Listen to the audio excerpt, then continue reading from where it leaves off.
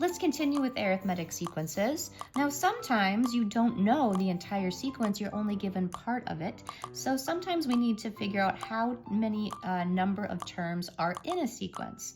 So let's see what we can do. Our two methods is you could just list out all the terms and count them out. Sometimes that's the most efficient, but sometimes that's not efficient. You just have to use some formulas, which is not that hard if you know the formulas. So here we go. In an arithmetic sequence, arithmetic, good.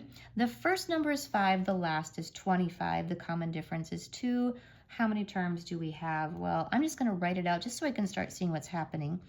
Here's a couple of terms. Here's my first term. My first number is 5. I don't know how many terms I have, but my last one is 25. I know that they're going up by 2. Okay, so that means I have 7. My next one would be 9. If I were to just list this out, I could figure it out. Let's try it.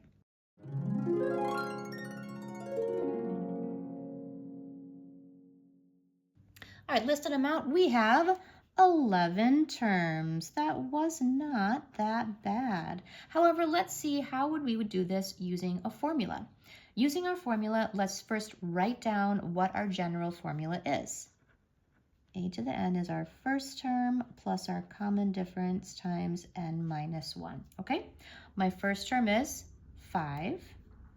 My last term is 25. So my nth term, my last term is 25. My first one is 5. My common difference is 2. And I don't know what n is. N is the variable I need to solve for. Well, I've plugged everything into my equation. I don't know what n is. Now we're just going to use order of operations to solve for n.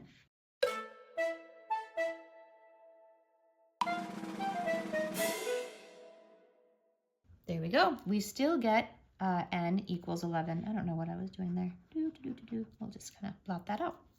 Now you go ahead and try this next one. In an arithmetic sequence, the first number is 3/4. Ooh, have some fractions. The last number is 17/12. The common difference is a third. How many terms are there? Try seeing if you can list out the difference using a common denominator, and then try using it with the formula.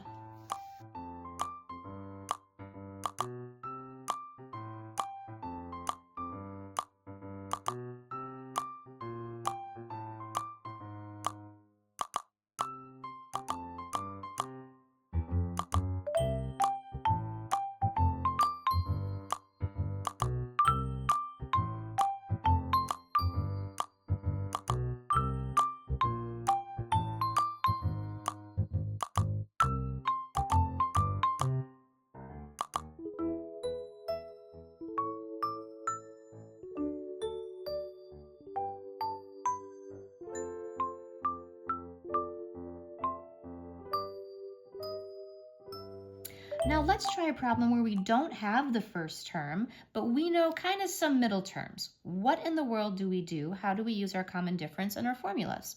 So the 8th term and 21st term of an arithmetic sequence are 56 and 121 respectively. That word respectively just means the 56 lines up with this first one that's listed, and the 121 lines up with the next one that's listed. Find the general equation, and then use that equation to find the first 5 terms. Whew, I don't really know what's going on here, so when in doubt, let's draw it out. Let's draw a picture. Okay, I know I have some things going on. I have like 1, 2, 3, 4, 5, 6, 7. Oop, now I have my 8th term, and I know my 8th term is 56. And then I have my 9th, 10th, so on and so forth. I don't really want to draw all of those out, but I get to my 21st term, which is 121. Okay, well, in order to use my formula, I need to know the common difference. Let's try to figure that out first. Well, how many terms do I have? I'm going from my 8th term up to my 21st term.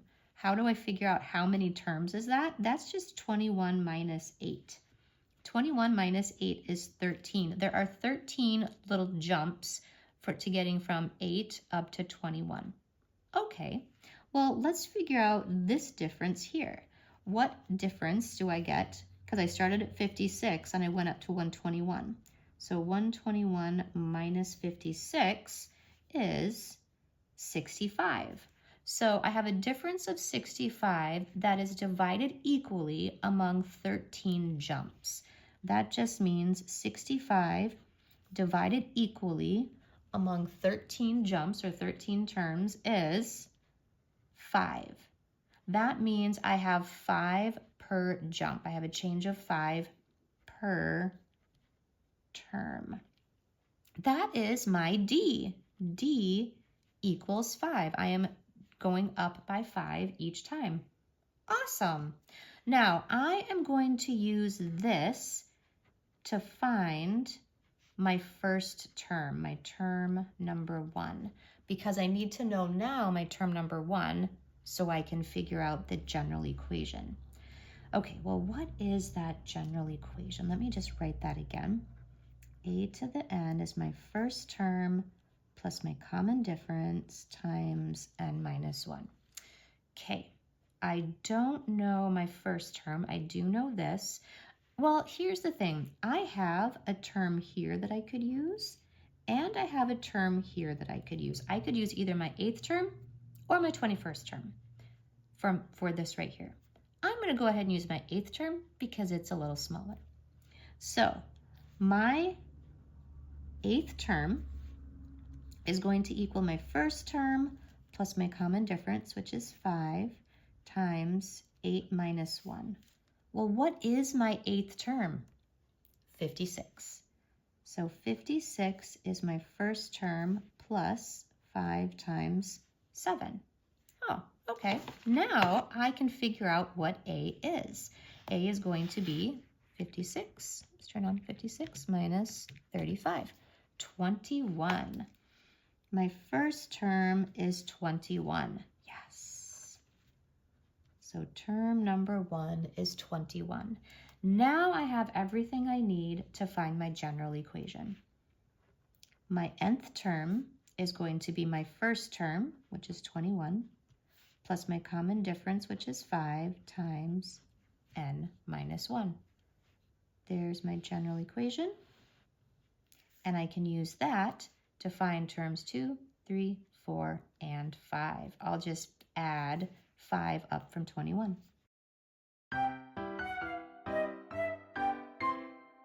Here's a side note. Some of you might be like, hey, could we simplify this at all? Yeah, we could. And let's see what happens when we do that. 21 times, if I distribute, I get 5n minus 5. And if I combine 21 minus 5, I get 16 plus 5n. A to the n equals 16 plus 5n. I could also just rewrite that as 5n plus 16, which looks very much like our mx plus b.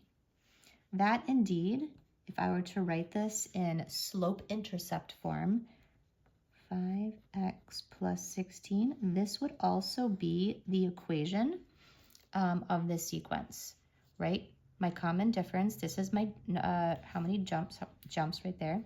This is my 0 term. So if I were to take my first term and go back 5, my 0 term would be 16. So 0 term. So this would give me my input. If my input is whatever, this will give me what output is, or my number of terms. So that's how these two are related. The 17th term of an arithmetic sequence is negative 139, and the 26th term is negative 193. Go ahead and find the general equation and the first 5 terms, knowing that this time you're going to have some negatives.